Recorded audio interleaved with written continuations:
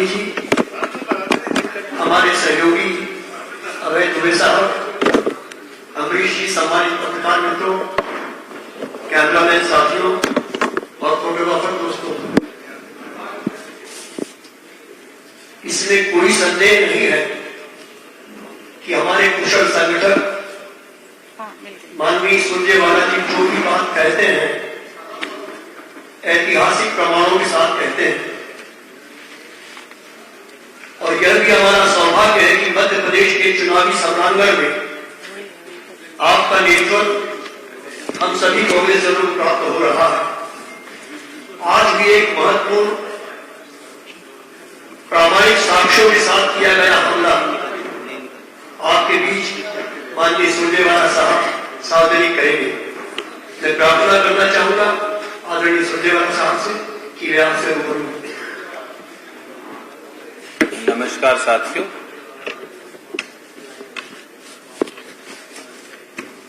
आज की पत्रकार वार्ता और उसमें दिए जाने वाले तथ्य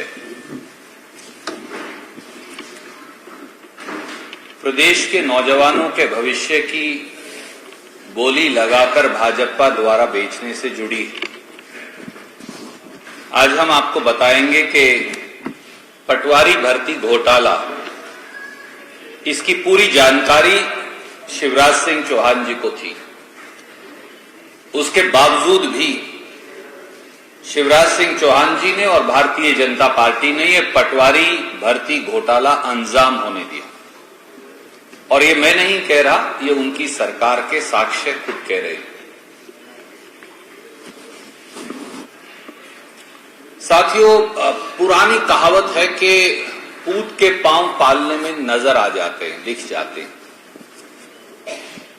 भाजपा सरकार ने 18 साल से पहले सत्ता में आते ही मध्य प्रदेश के नौजवानों के भविष्य की बोली लगानी शुरू कर दी, जो आज तक भी जारी है। वो व्यापम घोटाला हो, वो डीमैट घोटाला हो, वो शिक्षक भर्ती घोटाला हो, वो नर्सिंग घोटाला हो, वो पटवारी भर्ती घोटाला हो, या फिर परीक्षाओं के रिजल्ट ना निकालने का घोटाला हो।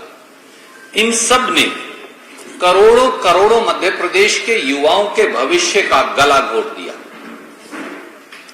सबसे पहले आया था 23 भर्ती परीक्षाओं में करोड़ों युवाओं के भविष्य की बोली लगाने वाला व्यापम घोटाला, जिसके बारे में पूरा प्रदेश जानता है। व्यावसायिक परीक्षा मंडल या व्यापम का ये घोटाला 12 जून 2004 को सामने आया था पहली बार, हम 2023 में। उसके बाद छतरपुर में, एमपी नगर भोपाल में, तुकोगज इंदौर में, निशातपुरा भोपाल में कई अपराध दर्ज हुए, एक के बाद एक। 2004 से भाजपाई सत्ता में परीक्षा भर्ती घोटाले लगातार चल रहे, पर 23 भर्ती परीक्षाओं में व्यापम की 1 करोड़ युवाओं का भविष्य तो लील दिया गया, उनकी जिंदगियां तो लूट ली गई, पर हुआ कुछ नहीं। शिवराज सिंह चौहान ज्यों के त्यों उनके सरपरस्ती में यह काम चलता रहा। फिर आया व्यापम से भी बड़ा डीमैट घोटाला,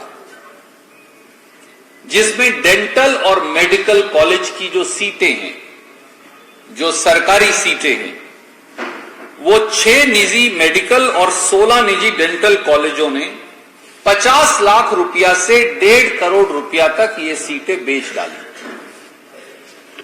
वर्षों तक ये चला।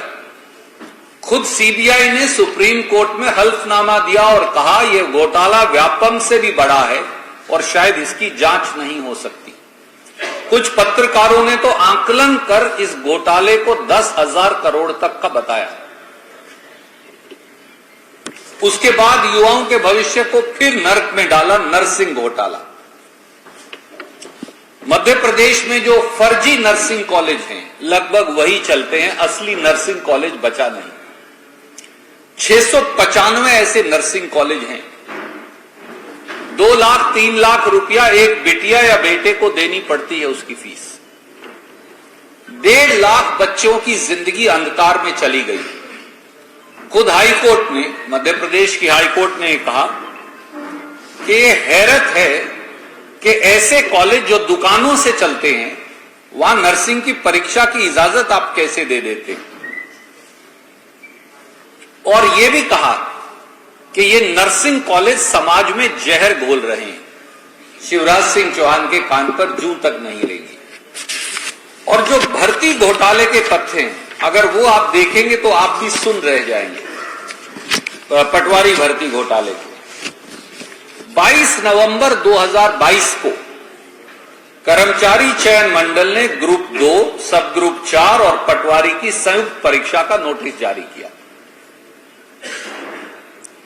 5 जनवरी से 19 जनवरी तक 2023 तक बच्चों ने फार्म भरे। पटवारी भर्ती परीक्षा में 9,78,266 बच्चों ने पेपर दिया या भाग लिया। 10 लाख मान लीजिए लगभग। इनकी परीक्षा 15 मार्च से शुरू हुई और 23 अप्रैल तक ली गई, क्योंकि 10 लाख बच्चे थे। यह परीक्षा प्रदेश में 78 केंद्रों पर हुई। 30 जून 2023 को इसका रिजल्ट आया। 8,600 के करीब का चयन हुआ। जब 10 दिन बाद मेरिट लिस्ट आई तो पता चला कि 10 में से 7 केवल एक भाजपा के विधायक के कॉलेज से हैं, बाकी एक भाजपा के जो मंत्री हैं उनके बेटे के कॉलेज से हैं। तब इसकी कलई खुली। कई ऐसे भी लोग थे जो वन रक्षक भर्ती में तो फिट थे और पटवारी भर्ती में विकलांग बन गए और फिर भर्ती हो गई। व्यापक रूप से 15-15 लाख रुपए में पटवारी की नौकरी बेचने की बात आप सब ने जग जाहिर की सामने आई। मुख्यमंत्री ने भी 19 जुलाई 2023 को एक ट्वीट किया।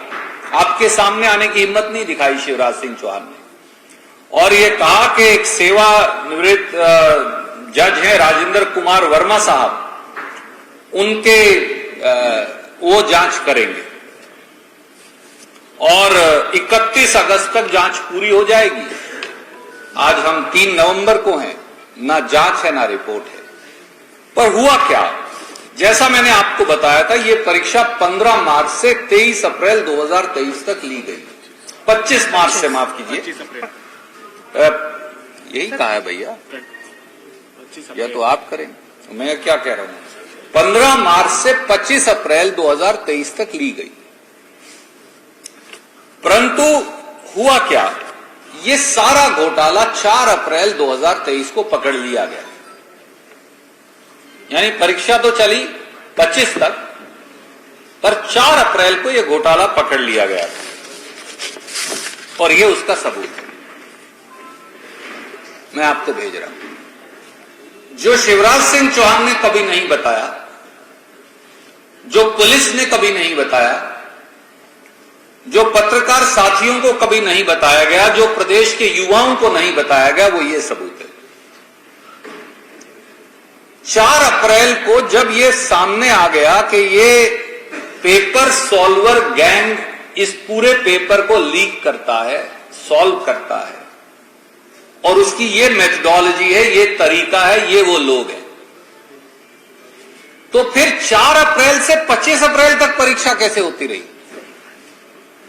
और ये मैं नहीं कह रहा, ये वो एफआईआर है जो बाकायदा मध्य प्रदेश पुलिस ने दर्ज की। मैं इसकी प्रतिलिपि आपको भेज रहा हूं, जो आज तक कभी ना दिखाई ना बताई। ये वो एफआईआर है। जब 4 अप्रैल को पूरा घोटाला ही सामने आ गया, और मैं नहीं कह रहा, इस एफआईआर में उसकी पूरी विधि लिखी हुई, पूरा तरीका लिखा हुआ, कौन कौन दोषी है, कैसे कैसे हेराफेरी हुई, कैसे कैसे गड़बड़ी हुई, सब लिखा हुआ। तो आप पेपर क्यों करवा रहे थे उसके बाद साहब 4 अप्रैल से 25 तारीख तक? इसमें क्या लिखा है मैं संक्षिप्त में बता देता हूं। 4 अप्रैल को ग्वालियर क्राइम ब्रांच को यह जानकारी प्राप्त हुई कि मनीष शर्मा, वीरभान बंसल और दूसरे लोग हैं, वो आधार कार्ड के बायोमेट्रिक डेटा में मोम का इस्तेमाल कर और कंप्यूटर का इस्तेमाल कर व्यापक रूप से पटवारी भर्ती घोटाले को कर रहे हैं। ये सूचना उनको प्राप्त हुई, पुलिस ने रिकॉर्ड की।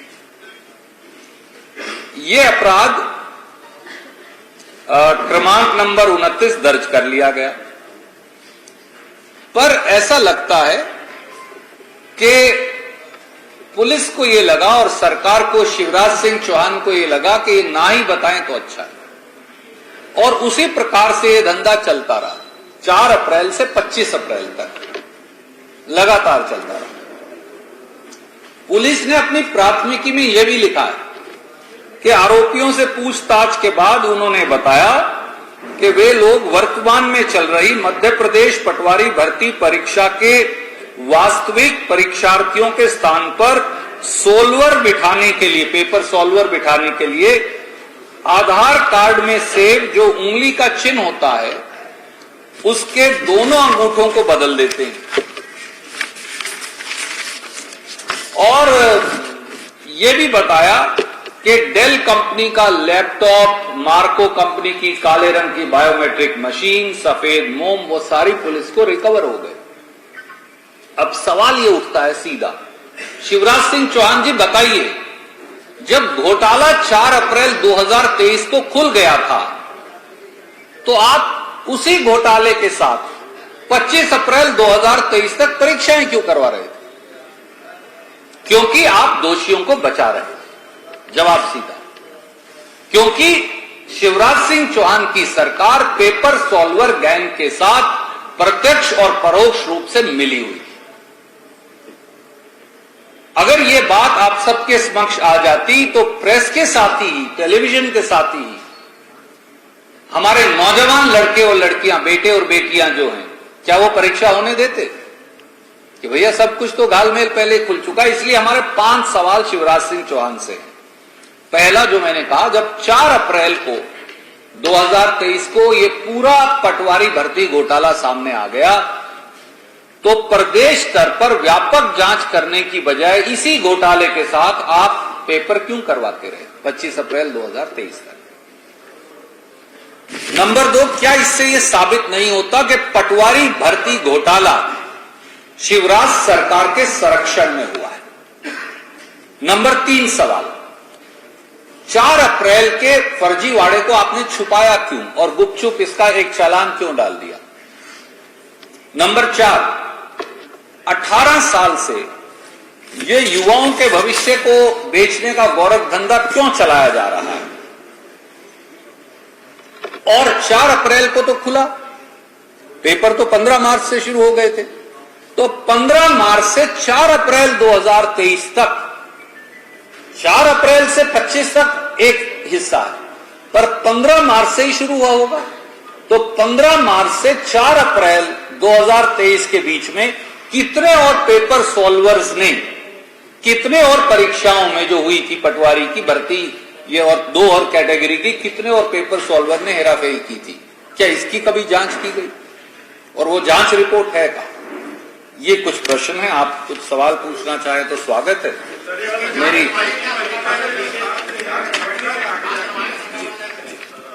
साहब,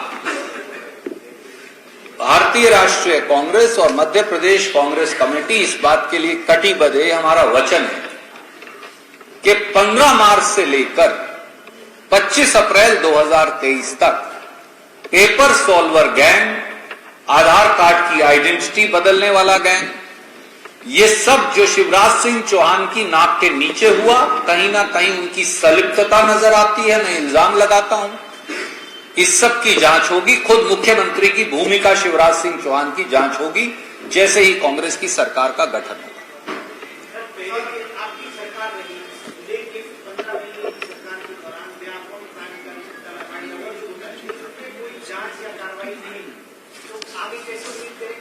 आपने ये प्रश्न पिछली बार भी मुझे पूछा था जब मैंने इस तरह का एक सवाल उठाया, और मैंने बताया था कि 11 साढ़े 11 महीने ही हमें मिले, क्योंकि बाकी कोड ऑफ कंडक्ट इत्यादि और लोकसभा पोल में चला गया। और जैसे ही शिवराज सिंह चौहान जी और भाजपाई नेतागणों को ये लगा और कुछ अधिकारियों को कि अब उनकी कलई खुलेगी और जेल की सलाखें सामने हैं, तो एक षड्यंत्र कर उन्होंने प्रजातंत्र का चीरहरण कर दिया और चुनी हुई सरकार को गिरा दिया। इस बार मध्य प्रदेश के लोगों से हमने अनुरोध किया कि 150 प्लस का आशीर्वाद दें कांग्रेस को। 2004 से वो डीमैट घोटाला हो, वो व्यापम घोटाला हो, नर्सिंग भर्ती घोटाला हो, वो पटवारी भर्ती घोटाला हो, वो दूसरे भर्ती घोटाले हो, मध्य प्रदेश के युवाओं, मैं आपके माध्यम से कहना चाहता हूं, उनको न्याय मिलेगा और दोषी कोई भी हो और उसके तार कहीं भी जुड़े हों, वो चाहे मुख्यमंत्री के पद पर बैठा हो या वो कोई साधारण कर्मचारी हो, सबको सजा मिलेगी।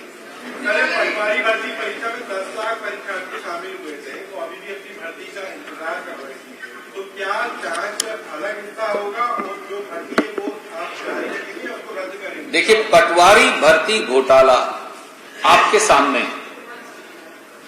ये शुरू हुआ 15 मार्च को, 15 मार्च को परीक्षाएं शुरू हुई 2023 को, 25 अप्रैल 2023 तक चली। 4 अप्रैल 2023 को पेपर सॉल्वर गैंग का खुलासा हो गया। तो इसके दो हिस्से हैं। 15 मार्च से 4 अप्रैल के बीच में पेपर सॉल्वर गैंग ने कितनी हेराफेरियां की, और 4 अप्रैल से 25 अप्रैल जब मुख्यमंत्री ने इस पर पर्दा डाले रखा शिवराज सिंह चौहान ने, तो कितनी और हेराफेरियां हुई, इनकी जांच तो करनी ही पड़ी है। देखिए साहब, ऐसा है, हर बच्चे को रोजगार मिले, परंतु जो गुणी बच्चा या बिटिया या बेटा है उसका अधिकार छीनकर चोरी करने वाले और चोरी करवाने वालों को सजा मिले, ये हमारा निर्णय है। पटवारी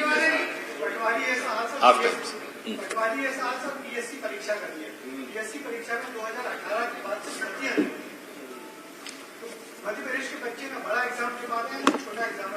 मैं आपकी बात से पूर्णतः सहमत हूं और मैंने पिछली बार ये आंकड़े निकालकर पेश किए थे। मध्य प्रदेश में जैसे पुलिस इंस्पेक्टर, एक और मैंने उदाहरण दिया था, आपको याद हो तो, 5 साल से रिजल्ट ही नहीं निकाला। अभी परसों समाचार पत्रों और टेलीविजन चैनल में देख रहा था, असिस्टेंट प्रोफेसर्स की नौकरियां 4.5 साल होगी, रिजल्ट ही नहीं निकाला। जो नौकरी निकलती है या तो वो मंडी में बेच देती है शिवराज सिंह चौहान की सरकार, जो बच जाती है उनका रिजल्ट नहीं निकालते। तो चिट भी इनकी, पट भी इनकी, बच्चों को रोजगार नहीं देना। कांग्रेस ने 2 बातें कही हैं अपने वचन पत्र में। हमने कहा है कि गारंटी शुदा 2 लाख खाली पद भरेंगे और गांव के अंदर, ताकि गांव से बाहर आना ही ना पड़े, पंचायत के माध्यम से 1.5 लाख रोजगार पैदा करेंगे, जिसको सरकार फंड करेगी पंचायत को। तो 3.5 लाख ये और लगभग 25 लाख निजी क्षेत्र के रोजगार। और जो भर्तियां पेंडिंग है, अगर इनको डिसबैंड करना पड़ेगा कमीशंस को, तो सबको डिसबैंड करेंगे। नया भर्ती कानून लेकर आएंगे जिसमें 10 साल तक की सजा होगी इन पेपर सॉल्वर गैंग्स की। जो इरादा कत्ल की सजा होगी वही सजा, क्योंकि एक बच्चे के भविष्य को रोकना उसके भविष्य का कत्ल करना है। तो इरादा कत्ल की जो सजा है 10 साल, वही सजा होगी। हम एक नया कानून राजस्थान की तर्ज पर लेकर आए। सरकार चल रही है अभी, यानी ये शिवराज सिंह की सरकार चल रही है, अभी चुनाव बीच में आ गए हैं। चुनाव का मतलब ये है कि क्या इन घटनाओं को या जितने भी भ्रष्टाचार हुए हैं आप पब्लिक तक कैसे लेके जा रहे हैं? एक माध्यम आप लोग, टेलीविजन और अखबार, आप एक महत्वपूर्ण कड़ी हैं प्रजातंत्र की, क्योंकि आप तीखे सवाल हमसे भी पूछते हैं और आप तीखे सवाल भारतीय जनता पार्टी से भी पूछते हैं। ये ठीक है कि शिवराज चौहान जी और मोदी जी कभी प्रेस कॉन्फ्रेंस और इंटरव्यू नहीं देते, वो एक भिन्न बात है, पर आप कम से कम सवाल तो पूछ सकते हैं अपनी लेखनी से, जो आप पूछते भी। आप एक माध्यम हैं, और जो हमारा महाजनसंपर्क अभियान है वो भी इसका एक और माध्यम है। जन आक्रोश यात्रा इसका एक और माध्यम थी। तो हम इन सारे माध्यमों से, और सोशल मीडिया का जमाना है, नौजवान लोग सब आजकल टेलीविजन के साथ साथ, अखबार के साथ साथ टेलीफोन से बहुत सारी अपनी न्यूज और इंटेक्स लेते हैं, तो हम वहां से भी इसको स्प्रेड करने की कोशिश कर रहे हैं। मध्य प्रदेश के युवाओं को लेकर काफी चिंता है कि आपने वचन पत्र की बात भी की, आप चूंकि वचन पत्र की जब बात कर रहे हैं तो ऐसा आपके नेता कहते हैं कि आपको कमलनाथ और हाईकमान नहीं मानते। आप मध्य प्रदेश 18 में आया, कर्नाटक गए हैं और आप अपनी बात को हाईकमान से और कमलनाथ से मनवाने के लिए सक्षम भी है। तो जो युवाओं से बात की आपने, तो मध्य प्रदेश के एक और आपका एआई के मामले में बहुत अच्छा विजन है, तो एआई के माध्यम से मध्य प्रदेश के युवाओं को रोजगार देने के लिए वो कैसे बढ़े, इसको लेकर अपने विजन है आपका, उसको थोड़ा प्रकाश डालिए कि वो वचन पत्र बहुत कम उसका बिंदु है। मध्य प्रदेश की तो धरती ही शुभ है, उसे किसी व्यक्ति की जरूरत नहीं, तो महाकाल की धरती और इसके तो कण कण के अंदर शुभ संदेश की सुगंध आती।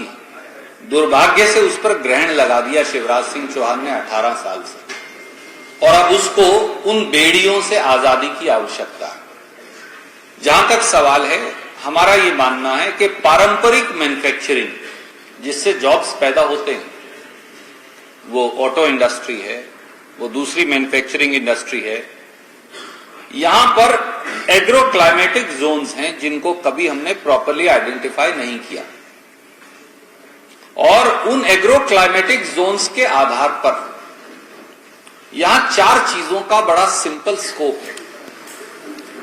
नंबर 1, जो एग्रो बेस्ड इंडस्ट्री है, जिससे जो लेबर इंटेंसिव होती है हमेशा, उससे ज्यादा से ज्यादा नौकरियां पैदा हो सकती, तो प्रदेश को 3 या 4 जोन्स में बांटकर वहां हम इंसेंटिवाइज करेंगे। नंबर 2, मध्य प्रदेश अपनी भौगोलिक परिस्थिति के कारण हिंदुस्तान का सबसे बड़ा लॉजिस्टिक्स हब बन सकता है, क्योंकि मुझे माल लेकर जाना है चेन्नई वाले को माल लेकर जाना है हिमाचल या दिल्ली।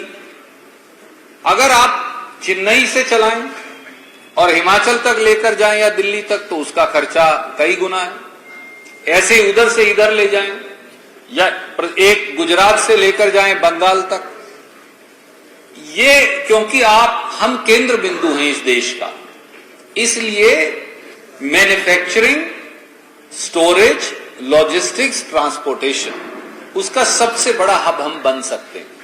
सरकार को, और हमारे पास लैंड मास भी है, जमीन भी है, और गवर्नमेंट को प्रॉपर इंसेंटिव देकर वो करना है। एक इंडस्ट्रियल पॉलिसी श्री कमलनाथ अपने पिछले कार्यकाल में लाए थे, दुर्भाग्य से पहले ही उसे लागू करने से पहले ही खत्म कर दिया गया, और फिर इनके पास तो सिर्फ विधायक खरीदने के पैसे हैं, प्रदेश के काम के लिए तो है नहीं। इसी प्रकार से biotechnology, information technology and artificial intelligence, ये कुछ जो फ्यूचरिस्टिक फील्ड्स हैं, उनकी भी यहां इनोवेशन हब्स करने की जरूरत है। वो इंदौर में करें, भोपाल में करें, जबलपुर में करें, प्रदेश के दूसरे हिस्सों में करें, उनकी भी आवश्यकता है, और हम बेस्ट टैलेंट पूरे हिंदुस्तान से अट्रैक्ट कर सकते हैं, ऐसा हमारा मानना है।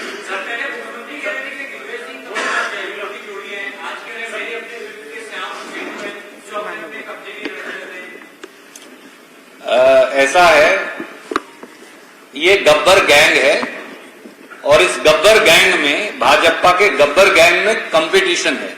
कालिया कौन है, सांभा कौन है, अब और कहूंगा तो वो बुरा मान जाएंगे, क्योंकि अब उनसे पूछना पड़ेगा, भैया आप में से गब्बर सिंह कौन है? कोई कहता है वो गब्बर सिंह है, कोई कहता है वो गब्बर सिंह है। तो इस गब्बर गैंग को मध्य प्रदेश के 5 करोड़ 45 लाख से अधिक बहादुर मतदाता और 8.5 करोड़ लोग अब इनका वही हशर करने वाले हैं जो शोले पिक्चर में गब्बर गैंग का हुआ था। सर अभी चुनाव चल रहा है 5 राज्यों में, और जिस प्रकार से ईडी कार्रवाई कर रही है अलग अलग जगह पे, कल आपके नेता प्रतिपक्ष ने ये शंका जताई है कि ईडी कार्रवाई कर सकती है उनके खिलाफ, उनको परेशान किया जा रहा है। दिग्विजय सिंह ने भी 4-5 दिन पहले कहा था कि मध्य प्रदेश में भी ईडी 4-5 जगह पर छापेमारी की कार्रवाई करेगी। कल राजस्थान में ईडी के ही 2 अफसरों को राजस्थान पुलिस ने रिश्वत लेते हुए पकड़ा। जी, इसी से जुड़ा है सर केजरीवाल ये आज भी पढ़ रहे हैं, मुझे मालूम है, कल रात से चल रहे हैं। देखिए, अब अमित शाह जी आए थे, मोदी जी आने वाले हैं, तो ईडी को तो साथ लाएंगे ही। परंतु भारतीय जनता पार्टी हर बार जब चुनाव हार रही होती है तो वो फिर ईडी और इनकम टैक्स के पीछे छुप जाते हैं। अगर आपको नहीं जानकारी है तो चेक कर लीजिए, यहां जो इनकम टैक्स का गेस्ट हाउस है, पिछले 2 दिन से वहां बड़ी तेज गतिविधि है, क्योंकि कई प्रांतों के अधिकारी वहां आ गए। तो मेरा आपसे केवल ये कहना है, उन सबका स्वागत है, मध्य प्रदेश तो सबका स्वागत करता है। तो 2 दिन से इनकम टैक्स के अधिकारी यहां ऑलरेडी आ चुके हैं और ईडी के अधिकारी उनके पीछे पीछे आ रहे होंगे। पर एक बात जान लें भाजपाई कि उनकी गीदड़ भभकियों से ना लोग डरेंगे मध्य प्रदेश के और ना कांग्रेस। ये विपक्षियों को नहीं डरा रहे, ये मध्य प्रदेश की जनता, छत्तीसगढ़ की जनता, राजस्थान की जनता को डराने की कोशिश कर रहे हैं भाजपाई। ईडी इनकम टैक्स का डर दिखाकर, पुलिस की धौंस दिखाकर। परंतु इनकी ये धौंसगिरी और दादागिरी चलने वाली नहीं है। जैसा मैंने कहा, गब्बर गैंग का अंत रोड की चोट से लोग करने वाले हैं।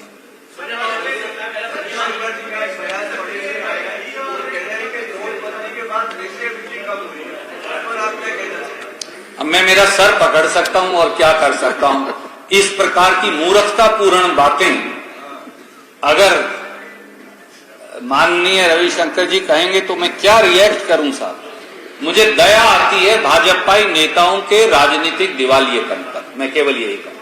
आपने देश को जितना बड़ा है, यहाँ की व्यवस्था भी इतने समय में जितनी आपने जानी, इस हिसाब से आप भ्रष्टाचार के नाम से उजागर कर रहे हैं। कमलनाथ जी की सरकार यदि बन जाती है तो आप मदद उनके हवाले करके चले जाएंगे या उसके बाद में भी आप यहाँ पर मैं तो साहब, पार्टियां एक व्यक्ति से नहीं चलती, पार्टियों का नेतृत्व व्यक्ति करता है, पर पार्टी व्यक्तियों से बड़ी है। मुझसे भी बड़ी है, आपसे भी बड़ी है, आपसे भी बड़ी है और कमलनाथ जी से भी बड़ी है। भारतीय राष्ट्रीय कांग्रेस नीति निर्धारण करेगी। कमलनाथ जी कांग्रेस की नीति निर्धारण के लिए कटिबद्ध लाइन में खड़े हुए पक्के नेता हैं। आज तक उन्होंने लाइन नहीं बदली, अपनी निष्ठा नहीं बदली। कमलनाथ जी ने कभी अपनी नीति नहीं बदली, अपना विश्वास नहीं बदला, अपना चरित्र नहीं बदला, अपनी मां को कभी उन्होंने धोखा नहीं दिया। भारतीय राष्ट्रीय कांग्रेस नीति निर्धारण करेगी और भारतीय राष्ट्रीय कांग्रेस और उसका नेतृत्व करने वाले प्रदेश कांग्रेस कमेटी के अध्यक्ष इस बात के लिए कटिबद्ध हैं कि हम मध्य प्रदेश के युवाओं के भविष्य को मंडी लगाकर बेचने वाली शिवराज सिंह चौहान सरकार को सजा देंगे उनके पापों की। धन्यवाद। एक मिनट तो वो तो मंत्री थे उस समय, तो इसका जवाब भी वो दे दें।